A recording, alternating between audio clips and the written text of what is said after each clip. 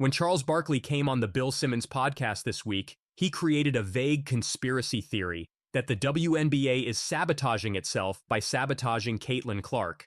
A diehard fan of the Indiana Fever rookie, he continued his tirade against the league for not treating her right. Naturally, there were reactions to his loaded commentary. The last time he went on a rant, WNBA stars slammed him. This time, Renee Montgomery has a more passive response. She doesn't comment on Barkley's remarks, but she does give a perspective on why Chuck feels that way. For starters, she had to process Chuck's rant on the Dan Le Batard show, and she made it very clear she has no hard feelings against one of her favorite basketball players. There's a lot to unpack there. Turner, he's my guy, she said, and then explained the phenomenon that branched out from the Caitlin Clark effect. It's crazy because I think there are two different entities. I think that there's Caitlin Clark, and then I think there's Caitlin Clark fans. Note that Clark has never once said a bad word about the league. She's held her own, only fawned over the veterans and not agreed with her fans going after her critics. And as a player, Montgomery sees already potential in CC. I think that the human basketball player, Caitlin Clark, she's obviously amazing, rookie of the year. Like, this is that simple. Like, she's doing things that we see great rookies. I played in an era of the Maya Moores and the Candace Parkers. So I know what good and great players look like. That's Caitlin Clark. That makes it obvious that Montgomery is in awe of Clark, contrary to what a large faction on social media thinks. Yet, she's public enemy number one for Clark's fans for being overtly supportive. Because she says, then you have the Caitlin Clark fans. I don't know what that it is. Sometimes I think that there's an agenda happening with these fans.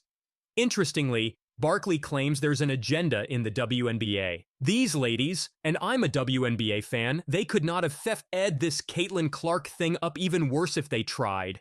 He told Bill Simmons a day before Le Batard's show. He likened it to a master plan fueled by petty jealousness concocted by the WNBA to botch the popularity Clark is bringing. Montgomery implies that a narrative is formed around Clark by people who are not her. She otherwise is not against her, nor is she offended by Barkley.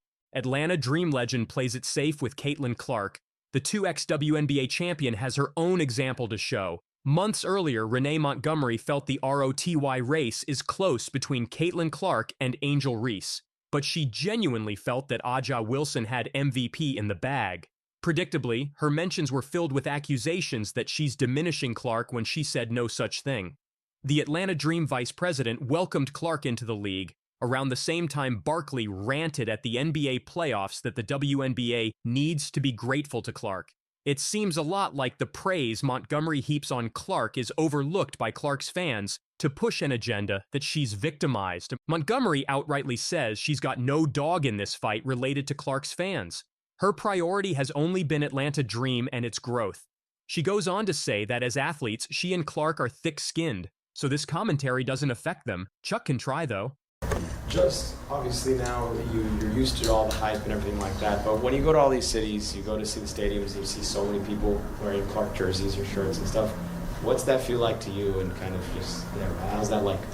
I think a lot of these cities that we're still going to now is like kind of my second time, so I know what to expect, what the venue's like, but the crowds, like, that's never something that gets old or something that you get used to. It's super fun for myself, and every place is still really different and unique in their own way. We're just in Minnesota, and now we're here in Atlanta, and the arenas are different. I felt like the last time we were here, there was like a lot of just basketball fans, a lot of people that really appreciate the game and understand the game and wanted to support the game of basketball, especially women's basketball. So I expect the same, and for myself, like, it's really fun getting to see young kids in your jersey or whoever it is, and you're trying to take some time to interact with them. First row right here. Caitlin, you've hit some recent milestones, and you ended the night with 81 made three-pointers, which trails the Dream's Ryan Howard, who had 85 in 2022 for most made three-pointers by a rookie. What's your perspective when you hit these milestones and that you could hit another one here tonight in Atlanta against the Dream, against Ryan Howard?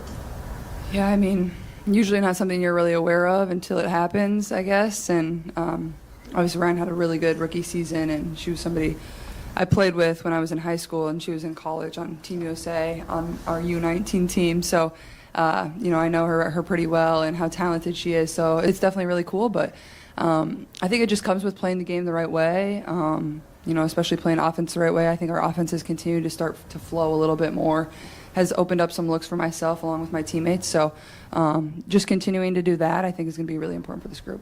Caitlin, Coach Size has done a lot to bring the team together. I've seen you play baseball and all kind of different initiatives to kind of bring the team together. Have you seen those things translate on the court? Yeah, I mean, obviously it's not going to really translate anything skill-wise, but I think having good relationships with your teammates is super important. I think sometimes that can be hard to do at the pro level. Something that's very kind of easy in college. That's who you're kind of stuck with for 4 years. Obviously things are a little different now with the transfer portal, but I think in the pro level, you don't always have one time to build those relationships. Like, you're professionals, you're trying to go about your business and do all the right things. And I think it was a good break for us, obviously the Olympic break, having that time where we had most of our team together and being able to do some fun stuff away from basketball, where the environment's loose and it's fun and you kind of get to know your teammates better and their personalities. And I think maybe it doesn't really need to be on a deep level, but those fun, whether it's playing baseball or putt-putt or whatever it is, those are fun activities that you get to share with your teammates and be competitive, and I think it definitely helps grow relationships from that standpoint. Hey, Caitlin, you all haven't played the Dream since late June. What are some of the things that have been different that you've seen from the Dream since that last time? Yeah, well, I think both teams are very different in the ways that they play. Obviously, the injuries that they had, I think they're starting 2 or 3 different people differently than what we played them in June. So you can go back and watch that film and watch some of what they did, but you try to watch more recently of what they've done. They're really good in transition. They have really good ISO players that are really good one-on-one, so you're gonna have to be able to guard your man.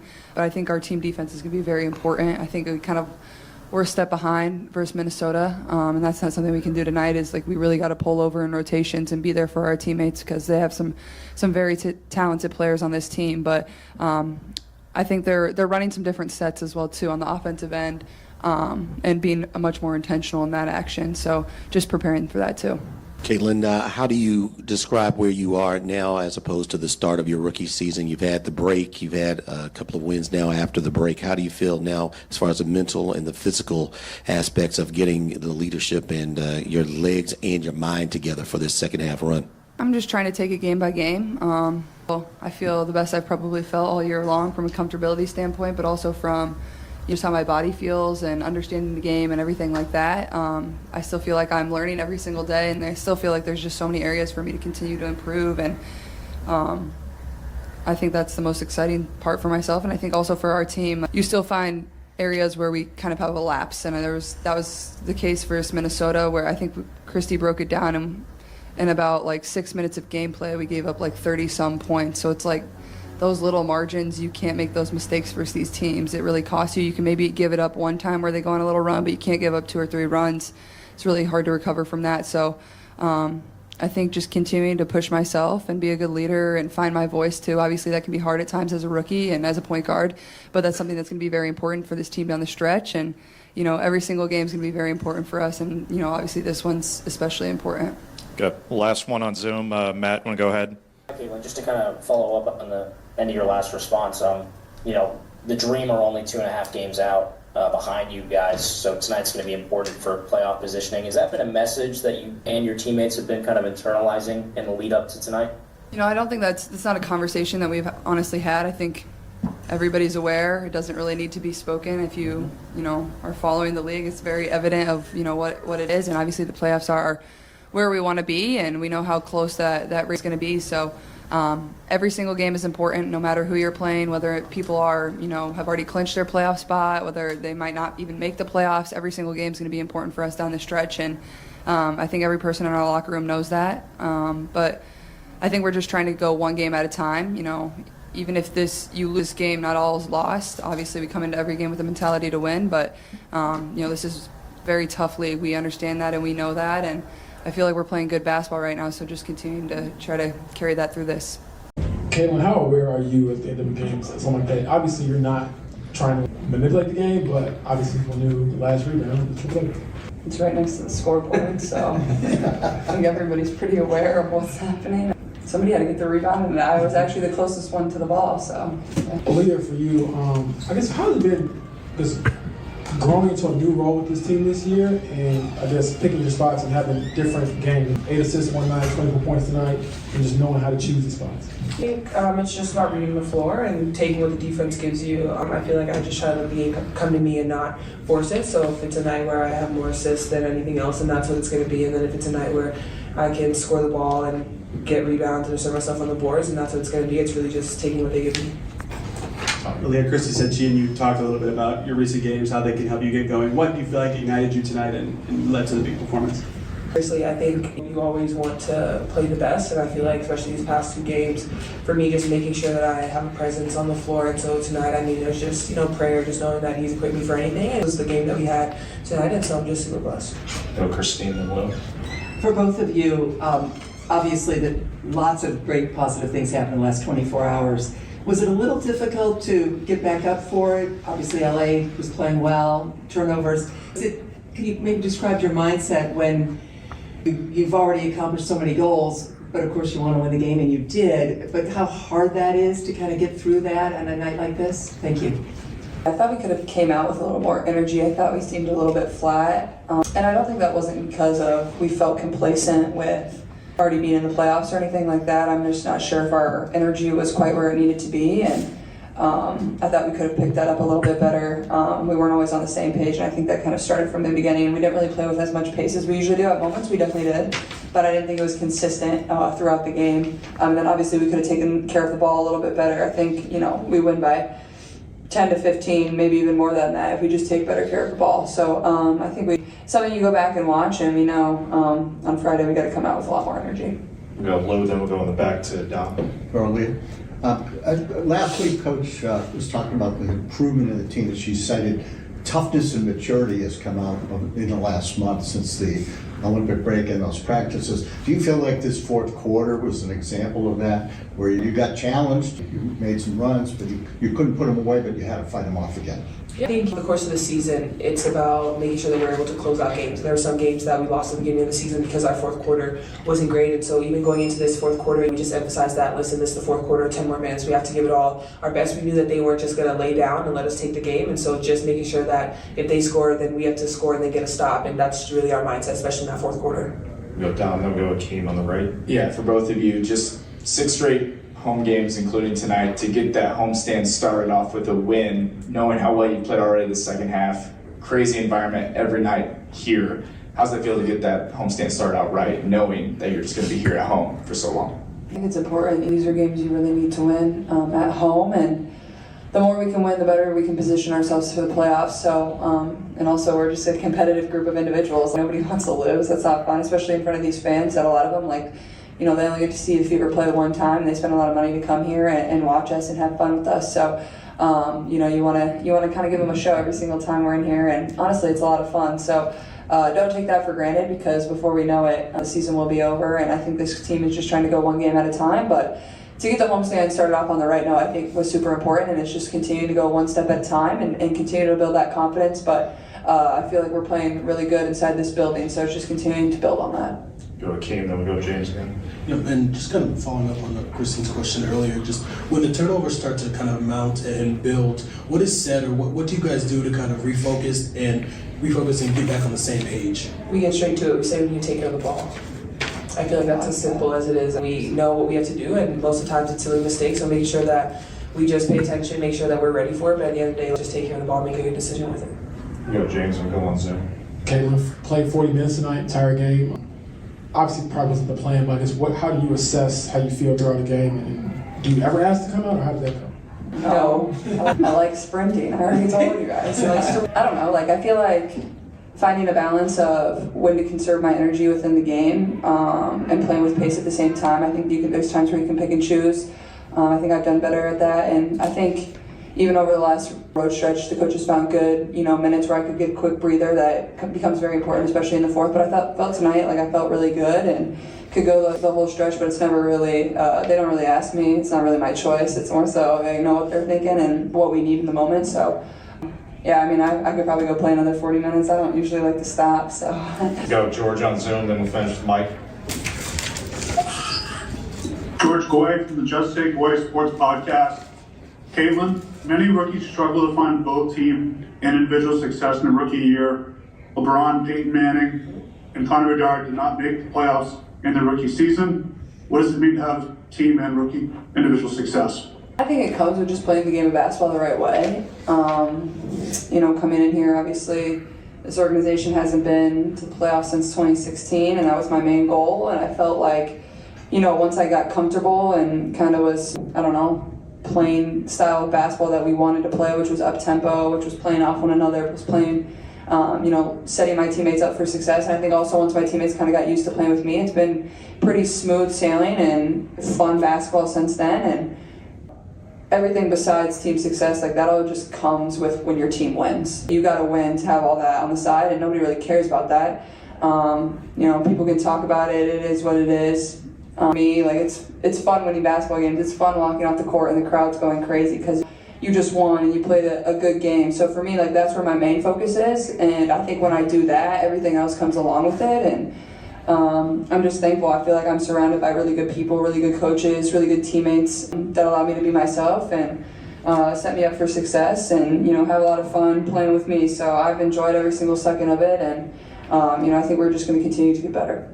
Last one, Mike Walpole. Yeah, thank you. Caitlin, I just want to ask you a little bit about the defensive aspect of your game. Obviously, a lot of your rebounds are going to come on that end. You had 9 of them tonight on the defensive end, and then 3 steals, including that one late that was really key. How much do you feel like you've grown as a defensive player, and how that part of your game you feel like is really coming along? Yeah, honestly, I feel like I'm a pretty good on-ball defender. It's just the off-ball that I need to continue to work on. Sometimes I get caught watching my man or don't always rotate in the way that I need to. I get caught standing a little bit. And the rotations are very different than what I did in college, so I think it's still been a learning process for me, and I continue to go back and watch the film with Coach Jesse and continue to learn. So I think that's just the biggest area that I can improve is definitely my off-ball defense, but honestly, I think I just try to use my basketball IQ and understanding angles to make plays for my team on that end and, try to get deflections. And the one that happened late where we had to end up switching, I knew that was going to be the play just because coming off a ball screen, I come off a million ball screens, and AB wasn't letting her take the mid-range jump shot, so I knew she was going to try to dump it down to Hamby, so I tried to, cut it off and get my hand on the ball, and I was able to, and then Liz kind of picked it up. So I think just trying to use my IQ and my length and my speed at the same time, but I think the biggest area I can still improve is definitely my off-ball defense.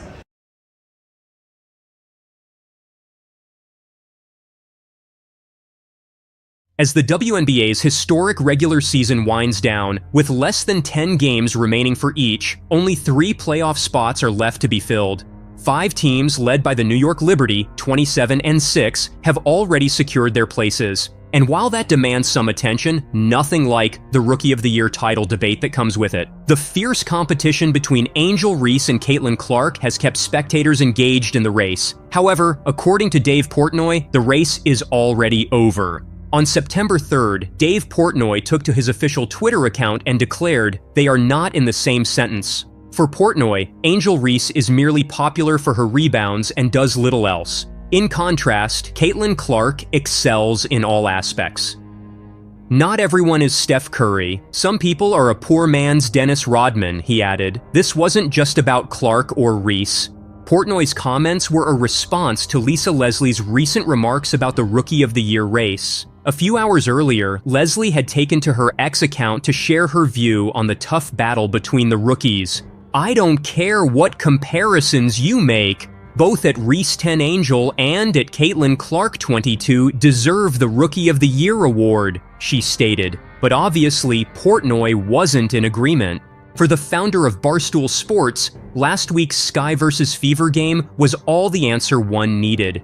Caitlin Clark put up a career-high 31-point performance alongside 12 assists and 4 rebounds. In doing so, she added to the top 5 highest scores in a game by a rookie this season, all 5 in her name. It also became the first 30-point, 12-assist, and 5 3 p.m. game in WNBA history. The Fever number 22 then received a standing ovation in the Windy City and had fans swarming for an autograph, as Portnoy mentions, on pink towels that were given out before the game. Though missing a win for the night, Reese still managed to make her case for the evening as well. With her 10 points and 11 rebounds for the night, she recorded the most double-doubles by a rookie in WNBA history, further adding on to her 12.9 rebound average, which is the highest ever in the league.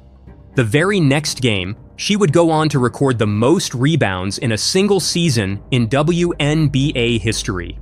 Thus, while Leslie believes both rookies stand neck and neck and deserve the title equally, Portnoy has all his bets on Clark. But the ROD title isn't the only goal for Clark and Reese. Although Clark's main competition for Rookie of the Year is Angel Reese, she is more focused on playoff spots. "I think me and Angel would both give you the same answer," she said at a media conference before Friday's matchup against the Chicago Sky. Although many believe both are focused on individual awards, she emphasized, "Both of our teams are competing for playoff spots. That is our main focus."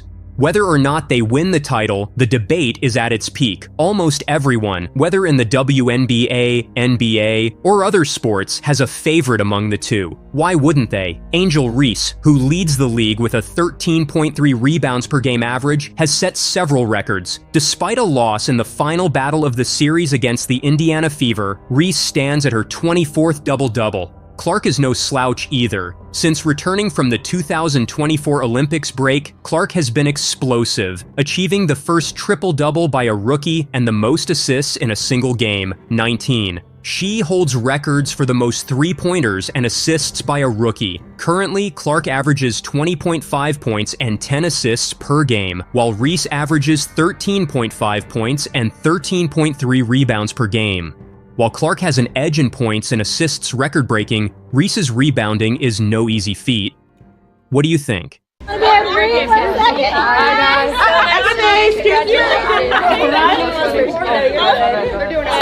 Congratulations. Thank you.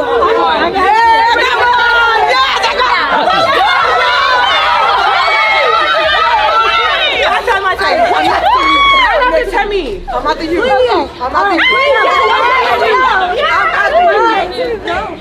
Text me. I'll post it tonight.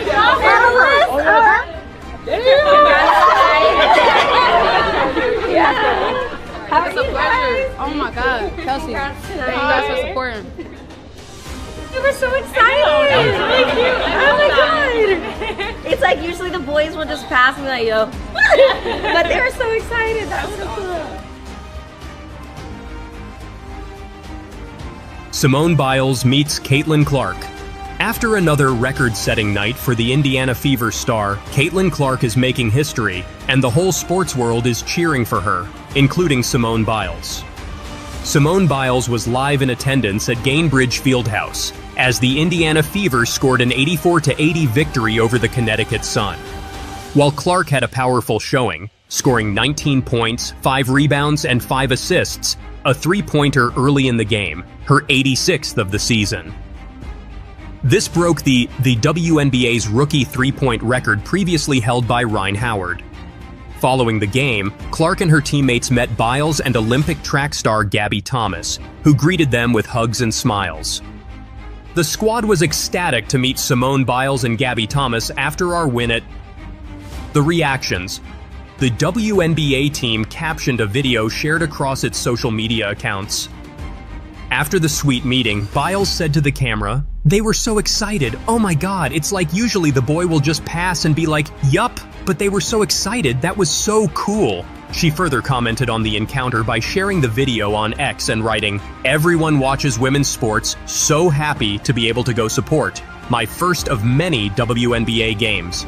Thomas also spoke out on X, writing, "First WNBA game of many. Had so much fun supporting these stars." Other stars present at the game included Indianapolis Colts quarterback Anthony Richardson and David Letterman, per the Indianapolis Star. It's no surprise that Clark continues to break records and recently set a new WNBA rookie assist record. While speaking last month about not making the U.S. women's basketball team for the 2024 Paris Olympics, she told reporters that she continues to maintain a strong work ethic. "It makes me think of like, that's your time in college, and I feel like I was just a freshman in college. So it shows you that you know you gotta start working now if you want that to be your dream in 4 years," she said. So I think that's it for me, is like, work hard and hopefully you can be there.